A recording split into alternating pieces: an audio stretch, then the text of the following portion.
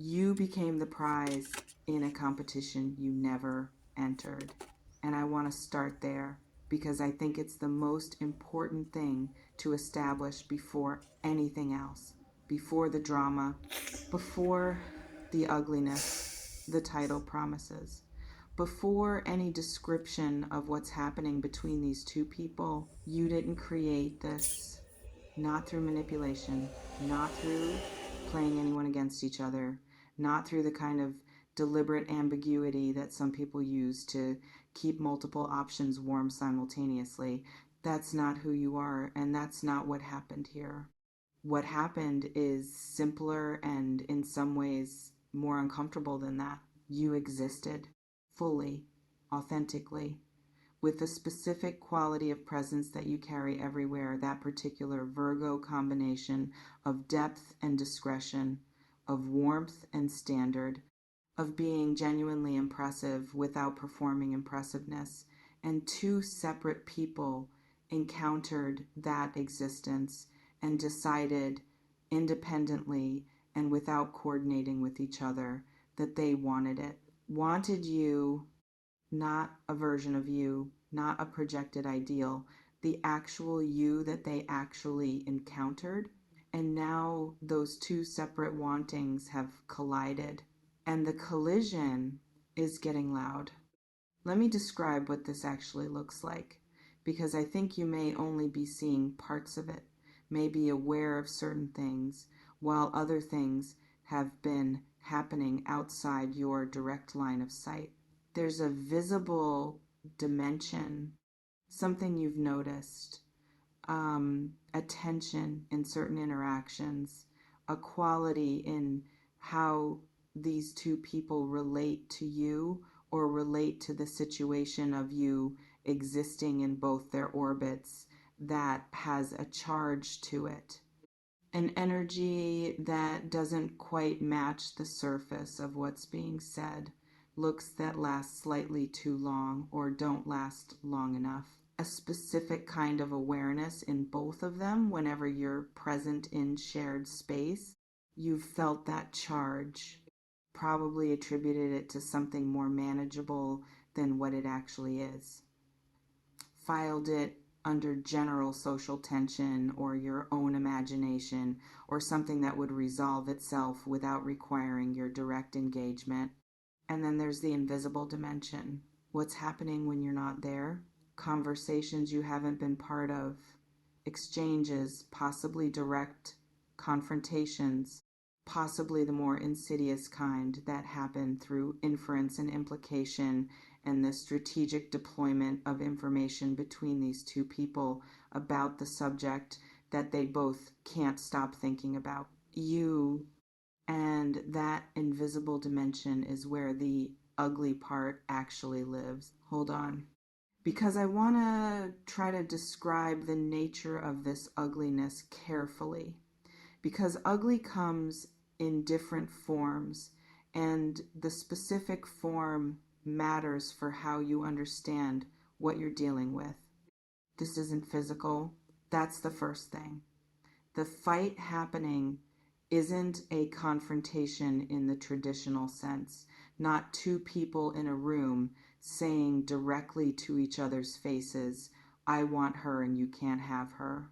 It's more sophisticated than that, and in some ways more troubling. It's operating through positioning, through the specific, careful, sometimes barely visible work of two people trying to establish their respective claims to proximity with you, to influence over how you see them, to the particular advantage of being the one you think of first when certain things come up. And positioning fights are different from open fights.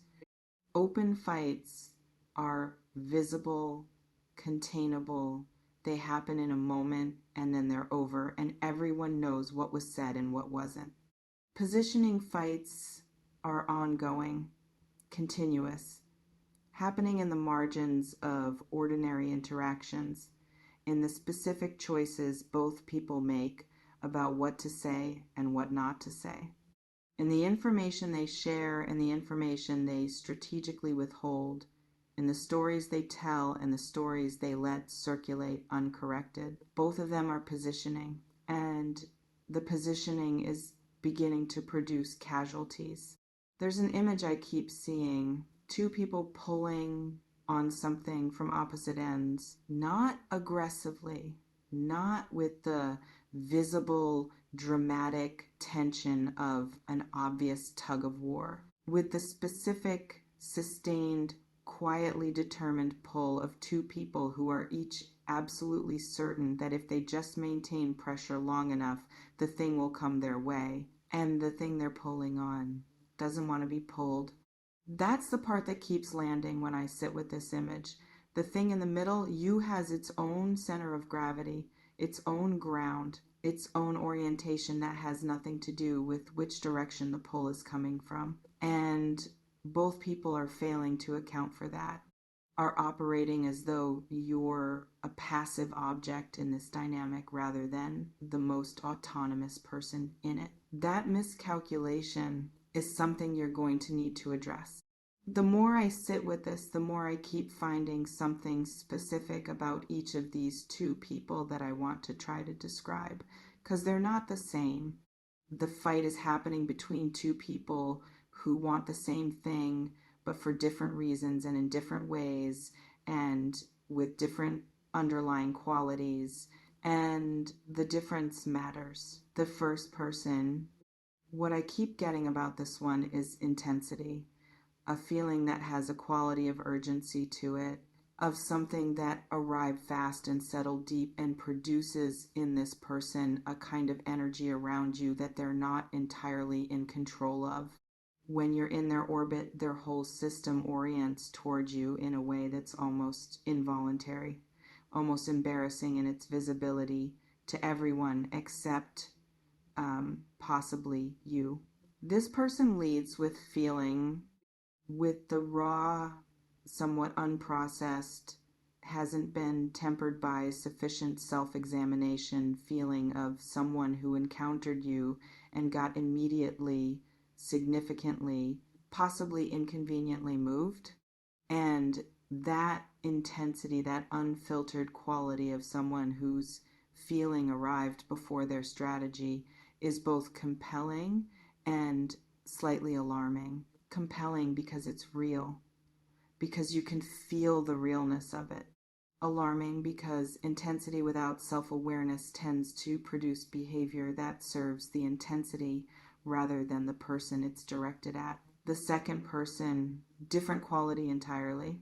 What I keep getting here is something more measured, more deliberate, more in the register of someone who has been aware of their feeling for longer, who encountered you, registered something significant, and then spent time with that registration before allowing it to become anything visible. This person leads with strategy, not cynically, not in the cold, calculated way of someone who is simply pursuing an objective.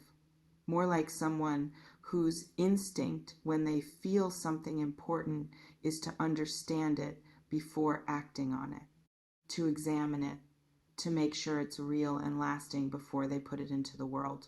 And that measured quality, that deliberateness, is both reassuring and slightly maddening. Reassuring because it suggests solidity, someone who doesn't act impulsively, someone whose feelings have been tested by time and reflection before being offered. Maddening because by the time the deliberate person is ready to act, the intense person has already been acting for a while. And in the fight between them, that timing differential is creating friction. Wait, I want to go deeper here because there's something specific about what the ugly actually looks like, and I keep being pulled toward it. Someone said something they shouldn't have. That's what I keep getting. A specific moment, not ancient history, relatively recent, where the dynamic between these two people produced a communication that crossed a line that went from the unspoken positioning of two people circling the same territory into something more explicit, more direct, more in the register of, I know what you're doing and I need you to understand that it's not going to work. And the response to that communication was not gracious, because neither of these people, in the context of this particular competition, is operating from their best self. That's what conflict does. That's what wanting something, really wanting it in a way that feels important enough to fight for, does to people who are otherwise perfectly reasonable. It narrows them, produces a version of them that is more reactive, more protective, more willing to say things and do things that they would recognize in a calmer moment as beneath them. Both of them have been operating from that narrowed version. And the narrowed versions of both of them are getting uglier as the competition intensifies. I want to name something about your position in this, because I think there's a way you've been experiencing this, a way you've been relating to the dynamic around you that I want to gently challenge. You've been trying to manage it quietly, without anyone fully realizing that's what you're doing, making small adjustments in how you relate to both people, trying to maintain equilibrium, trying to not do anything that would escalate the tension, trying to be fair, that deeply Virgo commitment to fairness to both people simultaneously. And I understand why the impulse is generous, is rooted in not wanting to cause pain, in not wanting to be responsible for the ugliness between two people, even though you didn't create it. But here's what I keep finding when I sit with this. The managing isn't working, not because you're managing badly, because the situation has passed the point where management is an adequate response, where the careful maintenance of equilibrium is sufficient to contain what's actually happening. The dynamic has its own momentum now, and the only thing that interrupts that momentum is your clarity. There's something about what you actually want that keeps surfacing, and I don't want to skip past it. Because in all the noise of two people fighting over you, in all the external drama and positioning and ugly moments, your own interior has been getting less attention than it deserves. Your own sense of what you actually feel, what you actually want, who you actually choose. And I want to spend some time there, not on them, on you, because you have a sense not fully articulated, not something you've allowed yourself to examine too directly, because examining it feels like choosing, and choosing feels like it creates consequences, and consequences feel like responsibility for whatever pain the unchosen person experiences. But underneath all of that careful non-examination, a sense, a leaning, a pull that isn't equally distributed, a response to these two people that, if you were being fully honest with yourself in the quietest moments, is not the same quality for both of them. One of them produces something in you that the other doesn't, not necessarily the more intense one, not necessarily the more strategic one. Possibly neither of the obvious choices maps cleanly onto the one your interior is actually pointing toward. But something is pointing, and that pointing is information worth listening to. I want to describe something about how this fight is affecting you, even though it's ostensibly between them. You're absorbing it. That's what I keep finding.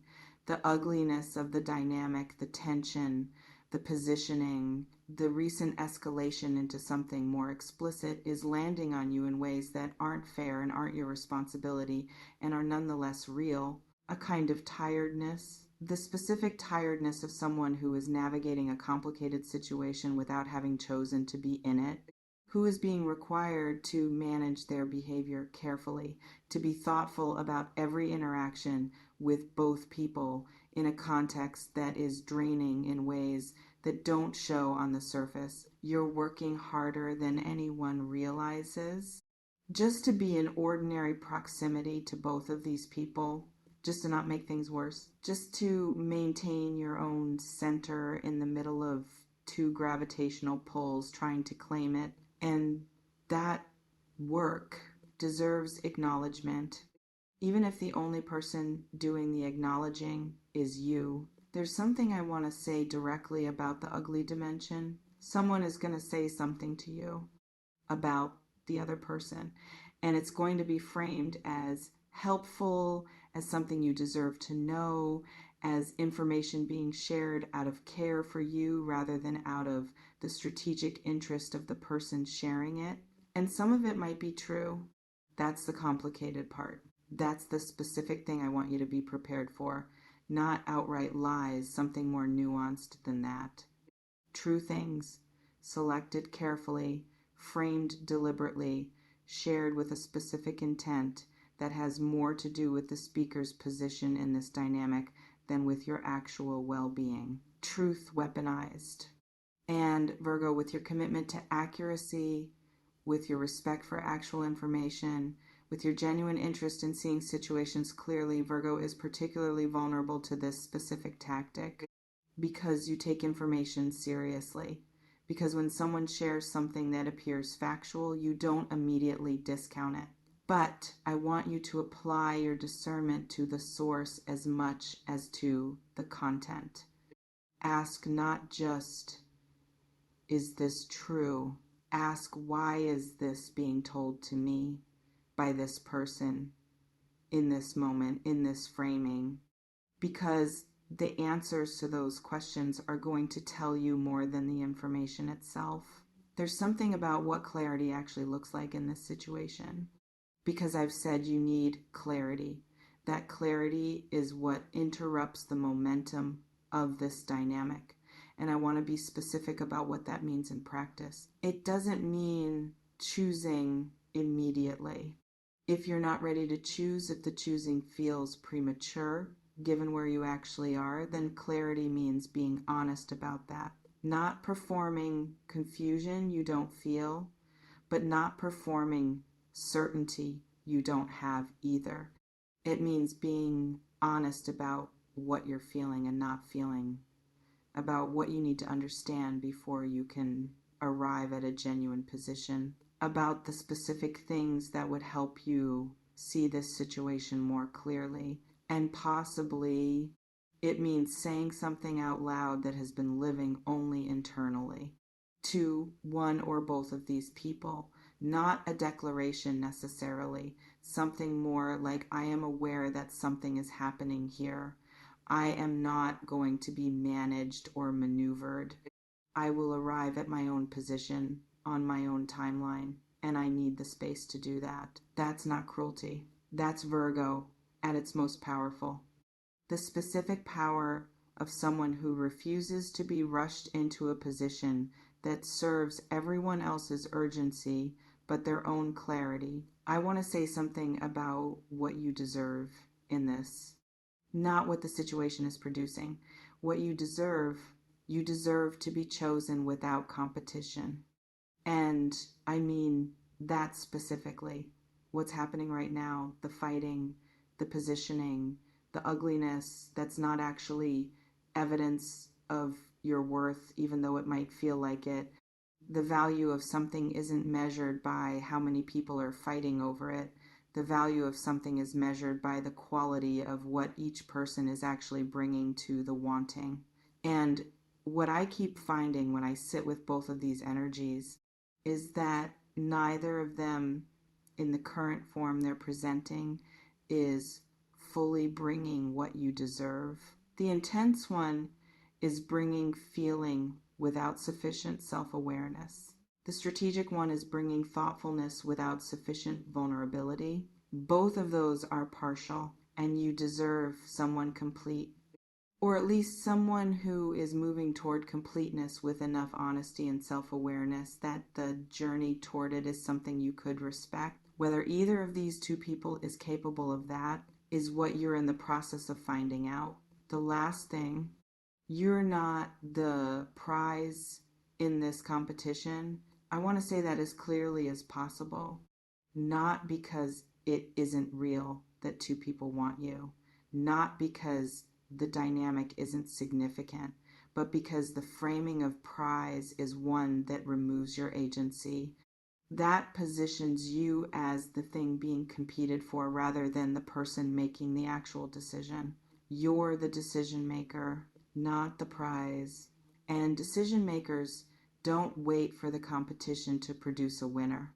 Decision makers look at what's in front of them, both people, both offerings, both the feelings and the patterns and the specific quality of what each person brings when they're not performing for the competition and they choose from their own ground, from their own values, from their own honest sense of what they feel and what they need and who is actually capable of meeting them there. That ground is yours. Nobody in this fight can take it from you.